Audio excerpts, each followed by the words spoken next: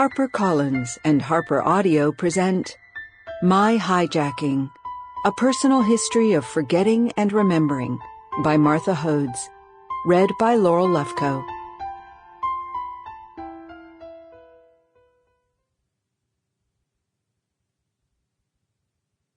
For Catherine, my hero.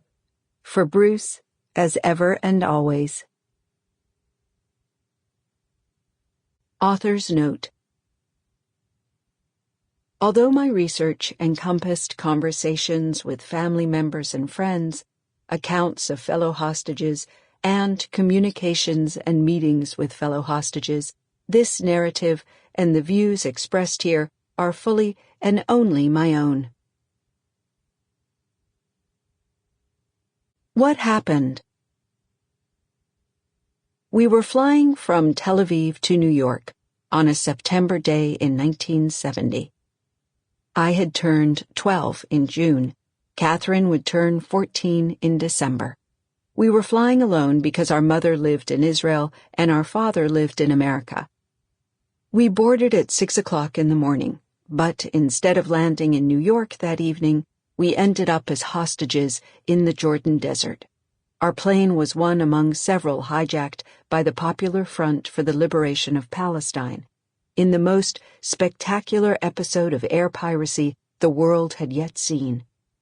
My sister and I were among those held inside the plane for 6 nights and 6 days. After we came home, there was no debriefing by authorities. No teacher sent us to a school guidance counselor, and no one took us to a therapist. Our parents never told us what it was like for them. My best friend wanted to know everything, but I didn't want to talk about it. I kept on flying, shrugging off my unease. My sister and I went back to Israel the next summer. In high school, I flew to Poland on a choral tour. In college, I flew to London to begin a 5-month solo backpacking trip. I flew to Paris and Rome during graduate school to visit friends, and to Madrid to join my mother on tour with a dance company. When I got a job in California, I flew back and forth to New York several times a year. When I got a job back in New York, I flew often to Los Angeles to visit my in-laws.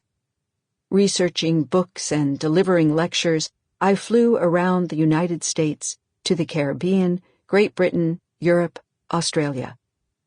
Then came 9/11. Tuesday, September 11th, 2001, was the first day of school at New York University, where I was starting my 8th year as a professor. I loved teaching 19th century U.S. history, opening up past worlds for my students and introducing them to the art and craft of historical research, formulating the best questions, considering multiple experiences and points of view, scrutinizing the evidence both critically and with empathy. I wondered that morning whether the students in my 9:30 class would care about our studies, whether the group would be lively or dull. Just before I left my apartment, an enormous boom shook the building. Startled, I nonetheless dismissed the sound as the backfiring of an outsized truck. On the street, I joined a knot of people facing south, heads upturned. Smoke flowed from the upper floors of the North Tower of the World Trade Center, and within moments, an orange ball of fire burst from the South Tower. Someone said, "Now we know it wasn't an accident." Uncomprehending, I proceeded to class. Everyone on my attendance roster showed up and sat in the chairs I'd arranged in a semicircle. As if in a trance, I began to go over the syllabus.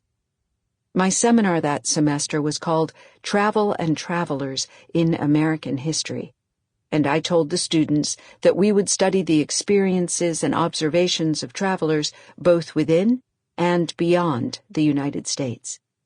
The students followed along, obedient in their own states of stupor, until an hour later someone opened the door of our windowless classroom to say that both towers had fallen. Class dismissed.